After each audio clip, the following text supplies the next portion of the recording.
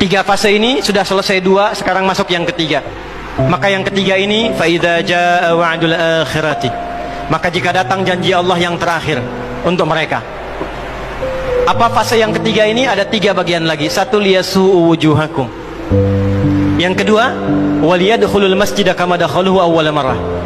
Yang ketiga, waliyutabbiru ma'alahu tatbira. Ya. Satu sekarang sedang diperlihatkan, liyasu'u wujuhakum.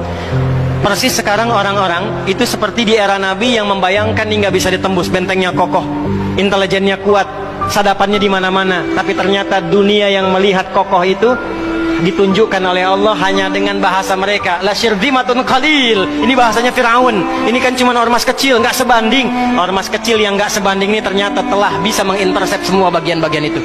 Dia bisa tembus bentengnya, dia masuk ke dalamnya. Liyasu'u wujuhakum. Tujuannya bukan untuk menunjukkan mereka mampu, bukan, untuk menggugah dunia kalian kemana saja. Yang kalian anggap itu hebat, itu mampu, itu dahsyat, ternyata bisa ditembus, dipermalukan di wajah dunia. Satu, janji Allah tiba. Kedua, waliyadkhulul masjida kama dakhaluhu awwala marrah. Nanti ada fase kedua. Setelah ini terjadi, selesai fase kedua, masuklah ke wilayah Masjidil Aqsa. Kembali lagi milik kita itu. Dihitunglah fasenya 40 tahunan. 1987 fase pertama sekarang berjalan, ditambah 40 berapa? 2027. Itulah fase yang kedua, saat diharapkan paling puncaknya Masjidil Aqsa bisa kembali lagi. Nah,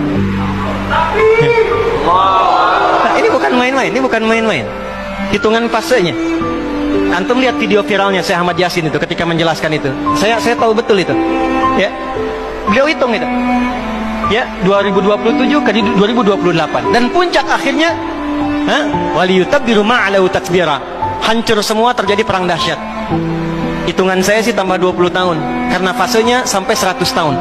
40 tambah 40 tambah 20 100. Maka 2037. Silahkan cek orang-orang yang ada menghitung di pertahanan sekarang.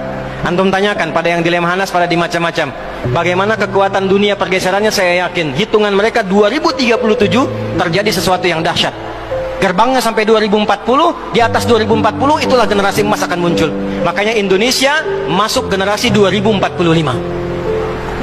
Itu sudah dihitung 2030 pembukanya. Makanya sekarang punya visi 2030 semua. Saudi visi 2030, Rusia, Cina, Afrika Selatan, Brazil visinya 2030 dengan bikin BRICS itu. Semua visinya ke sana. Dan yang paling dahsyat, hitungan itu secara spesifik isyaratnya sudah ada dalam Al-Quran. Dan ini bukan ilmu otak-atik, bukan viral TikTok. Ingat, ini sudah sejarah yang berlangsung dari penelitian masa lalu. Maka wajar kalau sekarang mereka takut dikepung. Kenapa? Karena ketika Hamas datang dengan pasukannya darat, laut, udara, itu mempraktekkan surat Al-Hasyr yang sudah mereka pelajari bertahun-tahun.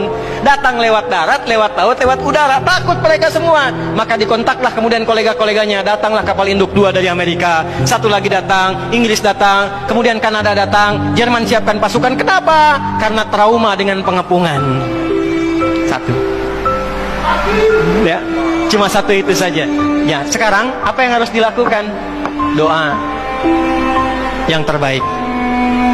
MUI sudah bikin fatwa, baru saya lihat fatwanya hari ini tuh. Fatwa nomor 83 tahun 2023. Kita nggak bisa berangkat ke sana, ya, jangan main-main, jangan potong-potong video saya. Nggak boleh berangkat sembarangan karena gerbang pun ditutup. Antum belum nyampe udah mati duluan. Nggak boleh keluar tanpa izin pemerintah karena ada qadhi yang paling atas. Tidak, ya.